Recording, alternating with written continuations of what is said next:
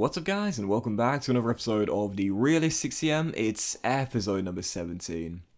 And we start today's episode off with another newly promoted side on the back of our late win against Norwich in the last game, the last episode. Now taking on Hornets, Watford away at Vicarage Road, also getting promoted in real life as well. So I quite like that, you know, we're trying to do this series realistically, and we saw two of the three teams get promoted in the game that got promoted in real life. Watford and Norwich both came up this season in the game alongside Nottingham Forest. As we know, it was Brentford finally getting over the hurdle to promotion for next season in real life. And by the way, really pleased for them as well. They've had so many attempts in the past decade, and to finally do it after last year's bitterly disappointing loss to Fulham in the playoff final as well. Fair play to Brentford. And you know the one man I'm pleased to see in the Premier League for next season? The shocker, Ivan Toney. But regardless, taking on Watford in that game there, second game in a row where we won it at the death. Callum Clutch Wilson. Was anyone surprised? First it was Conley against Norwich, and then Wilson against Watford, giving us big 3 points there and making it back-to-back wins. So 9th place in the table, halfway through the season, 34 points. We've won over half our games, 10 in 19, and currently right now 5 points behind Spurs in 5th place. And again, don't forget, while 6th and 7th can give you a Europa League spot, only 5th will do for the board. Obviously, I'll take 6th or 7th, I'll take 8th or 9th, I'll take 10th. But if we're to keep the board happy, it needs to be 5th. So at the moment, I'm pretty pleased with how we're doing right now. I mentioned before, I don't think it's realistic for us to finish in 5th place this season. I really don't. We're giving it a good fight, and we're not giving up just yet. We're not going away as things stand. Long way to go though. Half a season still left to play. But again, don't forget, for me, as I mentioned before, if we're to finish in 10th place, 9th place, that to me is a good season, regardless of what the board would say. Anyway, for the second game of today's episode, now taking on the Baggies here, rock bottom of the Premier League. They've finally had their first win in the game, but they're going to need quite a few more if they are to stay up. Taking them on here away at the Hawthorns, aiming for our, I think, 4th straight win. So taking them on away from home, facing Sal Analysis side. Reece Nelson would give us the lead, and then turn provider for our second goal 29 minutes in as well. Matty Longstaff with the goal. I've been kind of limiting his game time just a little bit, because I really like the combination of Josh Brownhill and Jay Da Silva. I think they really work well together. But also, you signed Longstaff from the Magpies for 8.25 million, and he's still been a pretty decent signing for us, mainly if his games are coming off the bench. I love the energy he's got. And 44 minutes in, he got involved in the build-up for our third goal as well. A little bit of a lucky one there. Shot by Brady, save Callum Wilson on hand to turn in the rebound and make it free. So 3-0 up here at Hawthorns. Should see the game out in the second half pretty comfortably. Looking for a 4th goal. Had a chance to get it as well. Reece Nelson going down the right-hand side. Great save there at the near post, as the score would finish up as a 3-0 victory for Reece Nelson as well. I'll be honest here, guys. I know he's not been quite as good as last season. I am trying to get him a few more goals. I think he's got more assists than last season already, to be fair, though. He has turned provider on multiple occasions, but I'm giving him the chances, but I'm just not able to finish with him like I was last season. But you know what? It's okay. He's still been a pretty decent pickup for just, was it 15 million or 17 million pounds? So yeah, as things stand, I'm not regretting the decision to bring him back from Arsenal permanently. Absolutely no doubt about it. But it is true, his development is quite slow. He's still in the mid-70s for overall. I thought by now he'd be pushing 80, but he's still got a few more ratings to go before he gets there. I don't know why his growth is quite slow. Maybe I need to change his development plan. I'm not entirely sure. Anyway, following game was Everton. As we know, right now the Toffees high-flying in the game, and looking not just to finish in the top 4, but to win the title. Carlo Ancelotti has got his side playing absolutely incredibly, and I am really struggling with every game I play against them, man. It just seems like every time they come forward, they look like they're going to score. James Rodriguez as a playmaker is looking absolutely unstoppable. And do you know what? He's reminding me a lot of whenever I face the Red Devils and I've got to take on Bruno Fernandes. Very similar. Very, very similar indeed. You guys know I always concede against Bruno Fernandes. He always tears me apart. That's what James Rodriguez is doing right now for the Toffees. Turn provider for the second goal. Emmanuel Boateng bagged a brace in that one as Everton stay in the hunt for the titles. We close out December. The calendar year is done. They're in second place, only behind Man City on the goal difference. And we are locked in on 9th right now. It seems like we're always 9th. And we're always 5 points behind 5th.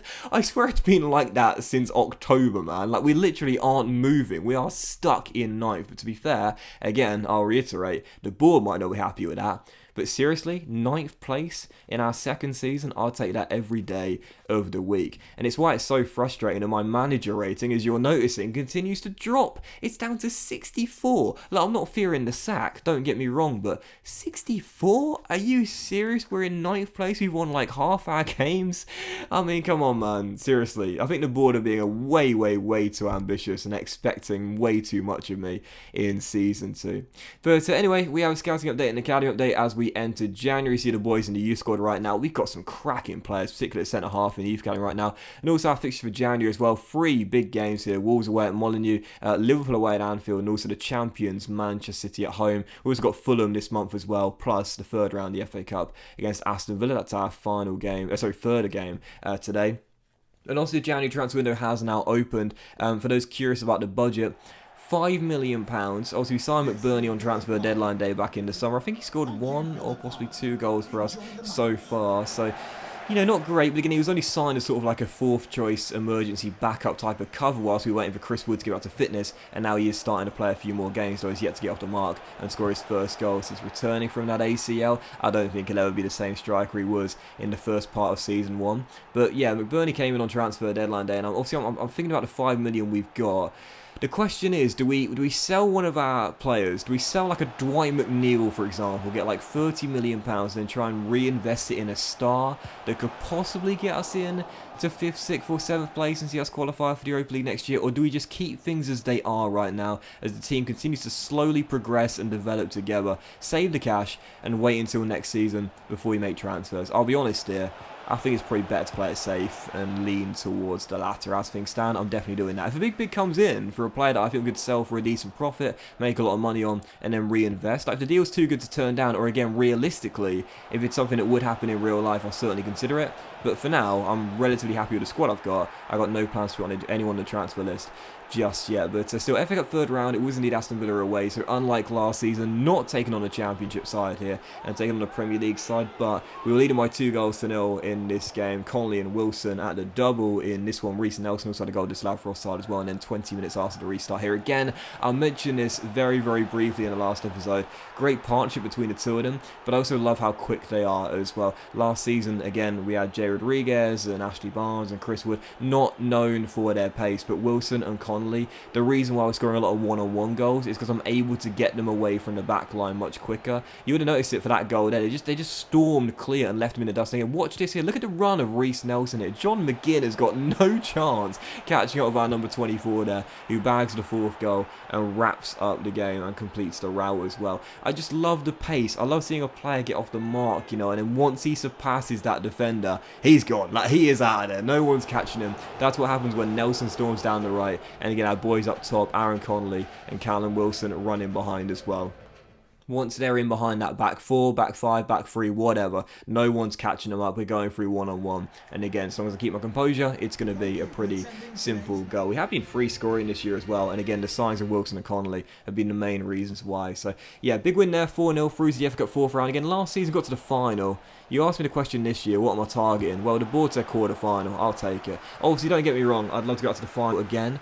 Back-to-back FA Cup finals would be fantastic, but again, got to be realistic here. Is that the sort of thing we can compete for when we're also trying to challenge for the Europa League spot as well? Have we got the depth? Have we got the quality?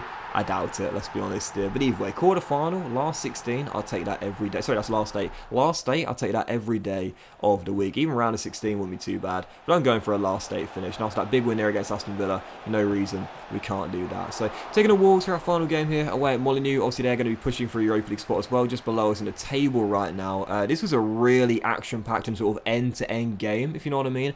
Loads of chances getting created by both sides. We missed an early one, and then Wolves went in front through Muriel, and then 54 minutes in, this was such a frustrating goal to concede. Had a chance to level it at one end, and then Wolves came with a break on the other. And I talked about the pace and getting forward quickly. The way that ball sprung forward so quickly there, just couldn't stop him. Great save initially by Pope, but Muriel turns on the rebound, makes it 2-0. Wolves double the lead and go 2 goals up. We'll get back in the game through Callum Wilson drilling in, I think, goal number 12 for the season for our number 13. What a signing he's been for the Magpies for £20 million. Sadly, I pushed, I pressed, I looked for a late leveller with 18 minutes to go, but just couldn't find one. Final score, Wolves 2, Burnley 1. So, a bit of a double whammy as it's back-to-back losses in the Premier League. Wolves cut the gap on us in the race for a top 10 finish, and also Chelsea extend the gap on us as we remain in 9th place. We're not going anywhere, but now we're 8 points off Thomas Tuchel's Blues with 16 games to go. Do we have the legs to stay in the hunt for a Europa League place? Not entirely sure, but that will end today's episode of The Realistic Career Mode, guys. We thank you for watching. If you enjoyed it, if you had, then please do drop a like. Much love to you all. Have a fantastic day, and I'll see you for the next episode featuring Transfer Deadline Day very soon.